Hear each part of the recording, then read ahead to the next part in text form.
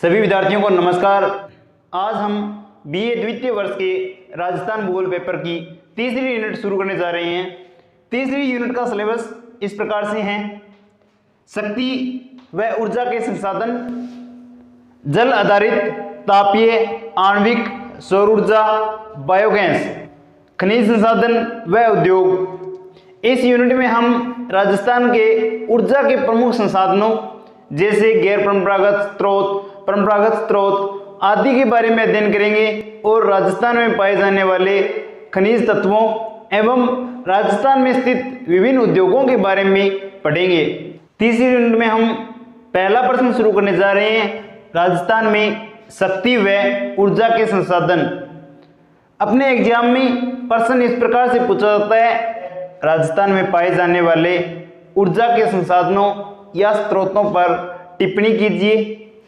अथवा अपने पेपर में प्रश्न इस प्रकार से भी पूछा जाता है: राजस्थान में ऊर्जा के संसाधनों का वर्गीकरण करते हुए गैर परंपरागत व परंपरागत ऊर्जा के स्रोतों का विवरणात्मक मूल्यांकन कीजिए। अथवा कई बार छोटा प्रश्न पूछा जाता है: राजस्थान में पाए जाने वाले गैर परंपरागत स्रोतों के बारे में बताइए।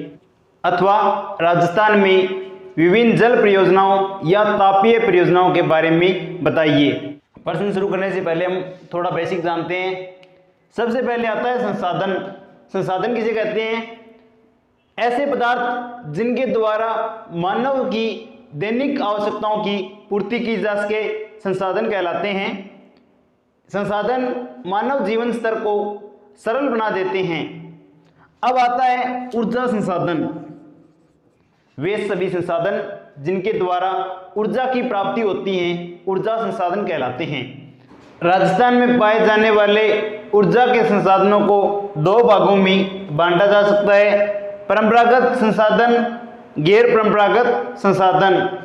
ऐसे संसाधन जिनका हम पीढ़ी दर पीढ़ी से उपयोग करते आ रहे हैं परंपरागत संसाधन के अंतर्गत शामिल किए जाते हैं। या ऐसे संसाधन जिनका एक बार प्रयोग होने के बाद उन्हें पुनः उपयोग में नहीं लिया जा सकता परंपरागत संसाधन के अंतर्गत शामिल किए जाते हैं। ये संसाधन सीमित होते हैं, इन्हें पुनः उपयोग में नहीं लाया जा सकता। ये प्रदूषक पदार्थ भी होते हैं। परंपरागत संसाधनों में मुख्य रूप से जल विद्युत, तापीय ऊर्जा, आणविक ऊर्जा, तरल ईंधन आदि को शामिल किया जाता है। इसके बाद में अगला भाग आता है गैर परंपरागत संसाधन। ऐसे संसाधन जिनका पुनः उपयोग किया जा सके या बारी बारी उपयोग किया जा सके गैर परंपरागत संसाधन के अंतर्गत शामिल होते हैं। ये पदार्थ असीमित होते हैं। गैर परंपरागत संसाधन बार बार उपयोग होने से ये असीमित मात्रा में पाए जाते हैं, अर्थात ये समाप्त नहीं होते। गैर परंपरागत संसाधन पर्यावरण को हानि नहीं पहुंचाते, इस कारण इन्हें हरित संसाधन के नाम से भी जाना जाता है। इन संसाधनों में मुख्य रूप से सौर ऊर्जा, पवन ऊर्जा, भूतापीय ऊर्जा, बायोमास, बायोडीजल, ज्वारीय ऊर्जा, समुद्री तरंगे आदि को शामिल किया जाता है। इसके बाद अगला पॉइंट आता है राजस्थान में परंपरागत ऊर्जा के संसाधन। इसके माध्यम से हम राजस्थान के समस्त परंपरागत संसाधनों के बारे में पढ़ेंगे, जैसे जल विद्युत, तापीय विद्युत, आणविक विद्युत आदि। सबसे पहले आता है जल विद्युत परियोजना।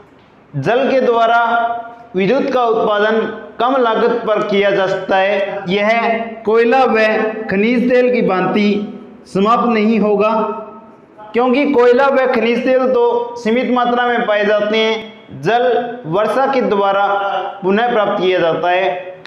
राजस्थान के लिए जल विद्युत परियोजना एक अच्छी परियोजना है। इस परियोजना के द्वारा कम लागत पर विद्युत का उत्पादन किया जा सकता है। यह कभी समाप्त नहीं होने वाला संसाधन है। राजस्थान में सदावाहिनी नदियों की कमी पाई जाती है। इस कारण राजस्थान की अधिकांश जल विद्युत परियोजनाएं अन्य राज्यों व केंद्र सरकार की सहायता से चलाई जा रही हैं। वर्तमान समय में राजस्थान में जल विद्युत के द्वारा 1755 मेगावाट विद्युत का उत्पादन किया जा रहा है, जो राज्य की कुल विद्युत क्षमता का 10% भाग है। 1017 मेगावाट विद्युत राजस्थान व उसके सहयोगी राज्यों के द्वारा उत्पादित की जाती हैं। 738 मेगावाट केंद्र सरकार के सहयोग से विद्युत उत्पादित की जाती है। इस प्रकार राजस्थान में जल विद्युत से कुल 1755 मेगावाट विद्युत का उत्पादन किया जाता है। जल विद्युत परियोजना, इसमें पहली परियोजना आती है भाखड़ा नागल परियोजना। यह राजस्थान, पंजाब एवं हरियाणा की संयुक्त परियोजना है। इस परियोजना के द्वारा कुल 3 विद्युत गृह बनाए गए हैं। सन 1955 से लगातार ये तीनों विद्युत गृह 1.5 लाख किलोवाट विद्युत का उत्पादन कर रहे हैं। इसमें से राजस्थान को 168.5 मेगावाट विद्युत प्राप्ति हो रही है। राजस्थान में इस परियोजना के द्वारा बीकानेर, गंगानगर एवं चूरू के क्षेत्र लाभान्वित हो रहे हैं। इस प्रकार राजस्थान के लिए यह एक महत्वपूर्ण परियोजना है। जल विद्युत परियोजनाओं में अगली परियोजना है चंबल परियोजना। यह परियोजना राजस्थान व मध्य प्रदेश के द्वारा संचालित की जा रही है, अर्थात यह परियोजना राजस्थान व मध्य प्रदेश की संयुक्त परियोजना है। यह परियोजना राजस्थान के लिए एक वरदान के रूप में सिद्ध हुई है। इस परियोजना से राजस्थान को 1.93 लाख किलोवाट की प्राप्ति की जाती है। इस परियोजना के तहत कुल 3 बांधों से विद्युत का उत्पादन किया जाता है। गांधी सागर बांध जो गुजरात राज्य में स्थित है, इस बांध से 1.19 लाख किलोवाट विद्युत क्षमता का उत्पादन किया जा सकता है। राणा प्रताप सागर बांध जो राजस्थान के चित्तौड़गढ़ जिले में स्थित है, इस बांध से 1.29 लाख किलोवाट विद्युत का उत्पादन किया जा सकता है। जवाहर सागर बांध, यह बांध राजस्थान के कोटा जिले में स्थित है। इस बांध से 99,000 किलोवाट विद्युत का उत्पादन किया जाता है। इस प्रकार इन सभी बांधों के द्वारा चंबल परियोजना के तहत 3.86 किलोवाट विद्युत का उत्पादन किया जाता है। इसमें से राजस्थान को 1.93 लाख किलोवाट विद्युत की प्राप्ति होती है। इस प्रकार चंबल परियोजना राजस्थान के लिए एक वरदान सिद्ध हुई है। राजस्थान की अगली जल विद्युत परियोजना माही परियोजना है। इसका संचालन सन 1984 से किया जा रहा है। इस परियोजना के द्वारा राजस्थान में 140 मेगावाट विद्युत का उत्पादन किया जाता है। इस परियोजना के अंतर्गत 4 इकाइयों का संगठन किया गया है। इसमें से 2 इकाइयों से विद्युत का उत्पादन किया जाता है। यह एक लघु परियोजना है। इस परियोजना के द्वारा राजस्थान का बांसवाड़ा जिला लाभान्वित हो रहा है। अगली विद्युत परियोजना है नर्मदा घाटी परियोजना। इस परियोजना पर विवाद चल रहा है। इस परियोजना का विवाद को सुलझाने के लिए खोसला समिति का गठन किया गया। इस समिति के अनुसार नर्मदा परियोजना से 2000 मेगावाट विद्युत का उत्पादन किया जाता है। 2000 मेगावाट विद्युत का उत्पादन किया जाता है। इस परियोजना के तहत राजस्थान के बाड़मेर, जालोर एवं सिरोही जिलों को यह विद्युत प्राप्ति होगी। इस परियोजना के तहत बाड़मेर, जालोर एवं सिरोही जिलों को यह 100 मेगावाट विद्युत की प्राप्ति होगी। इसके बाद अगली विद्युत परियोजना है इंदिरा गांधी परियोजना। वर्तमान समय में इंदिरा गांधी व इसकी सहायक नहरों के द्वारा राजस्थान को 23,000 किलोवाट विद्युत की प्राप्ति हो रही है। वर्तमान समय में पुग्गल, दंतौर, सूरतगढ़ आदि शाखाओं पर निर्माण कार्य चल रहा है। इनका निर्माण कार्य पूर्ण हो जाने के बाद इसकी कुल विद्युत क्षमता 1.23 लाख किलोवाट हो जाएगी। इसके बाद अगला स्रोत आता है तापीय ऊर्जा। तापीय ऊर्जा के द्वारा विद्युत का अधिकांश उत्पादन कोयला एवं खनिज पदार्थों के द्वारा किया जाता है। राजस्थान में उत्पादित होने वाली विद्युत में से सर्वाधिक तापीय विद्युत का ही योगदान रहता है और यह 47.06% योगदान है। पश्चिमी राजस्थान में कोयला के क्षेत्रों की खोज होने से यहाँ पर तापीय विद्युत परियोजनाओं की संभावनाएं बढ़ी हैं। देश में कुल उत्पादित होने वाली तापीय ऊर्जा का 60% भाग कोयला एवं खनिज तेलों के द्वारा प्राप्त किया जाता है। कोयला एवं खनिज तेल सीमित मात्रा में पाए जाते हैं, इनका पुनः उपयोग नहीं किया जा सकता। तापीय ऊर्जा के द्वारा विद्युत उत्पादन करने में अधिक लागत आती है, अतः यह अत्यधिक महंगी होती हैं। राजस्थान में प्रमुख तापीय विद्युत ग्रह इस प्रकार से हैं, इन्हें थर्मल प्लांट के नाम से भी जाना जाता है। कोटा तापीय विद्युत ग्रह या कोटा थर्मल प्लांट, यह विद्युत ग्रह राजस्थान के कोटा जिले में स्थापित किया गया है। इस विद्युत ग्रह में कुल 7 इकाइयां लगाई गई हैं। इन 7 इकाइयों में से कुल विद्युत उत्पादन क्षमता 1045 मेगावाट है, अर्थात इन 7 इकाइयों से 1045 मेगावाट विद्युत का उत्पादन किया जा सकता है। इनमें से 2 इकाइयां 110 मेगावाट की, 4 इकाइयां 210 मेगावाट क्षमता वाली एवं 1 इकाई 195 मेगावाट क्षमता वाली संचालित हैं। इस प्रकार इन सभी इकाइयों से इस प्लांट से 1045 मेगावाट विद्युत का उत्पादन किया जा सकता है। यह राजस्थान का दूसरा थर्मल प्लांट है। इस प्लांट के द्वारा राजस्थान में प्राप्त होने वाली कुल ऊर्जा का 28.24% भाग प्रदान किया जाता है। इसके बाद दूसरा थर्मल प्लांट आता है सूरतगढ़ तापीय विद्युत ग्रह। यह राजस्थान के गंगानगर जिले में स्थापित है। इस तापीय ग्रह में कुल 5 इकाइयों का संचालन किया जा रहा है। इनसे 1250 मेगावाट विद्युत का उत्पादन किया जाता है। रामगढ़ गैस तापीय विद्युत ग्रह राजस्थान राज्य विद्युत उत्पादन निगम लिमिटेड के द्वारा जैसलमेर के रामगढ़ कस्बे में इस विद्युत ग्रह की स्थापना की गई। इस विद्युत ग्रह से 13 नवंबर 1994 से विद्युत उत्पादन किया जा चुका है। इस विद्युत ग्रह से कुल 3 इकाइयों का संचालन किया जा रहा है। इन 3 इकाइयों की कुल विद्युत उत्पादन की क्षमता 100 मेगावाट है, परंतु वर्तमान समय में इस विद्युत ग्रह से केवल 3 मेगावाट विद्युत का उत्पादन किया जाता है। इसके बाद में अगली परियोजना है अंता गैस विद्युत परियोजना। इस परियोजना का संचालन केंद्र सरकार के द्वारा किया जा रहा है। यह परियोजना राजस्थान के 12 जिले में स्थापित की गई है।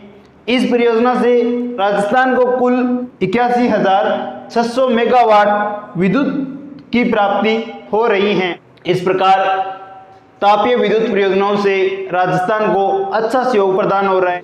यहाँ पर अच्छी मात्रा में विद्युत उत्पादन किया जा रहा है। इसके बाद राजस्थान में परंपरागत संसाधनों में प्रमुख संसाधन परमाणु ऊर्जा आता है। परमाणु ऊर्जा से राजस्थान में 456 मेगावाट विद्युत का उत्पादन किया जाता है। परमाणु ऊर्जा से राजस्थान में केंद्र सरकार के सहयोग से 456 मेगावाट विद्युत का उत्पादन किया जा रहा है।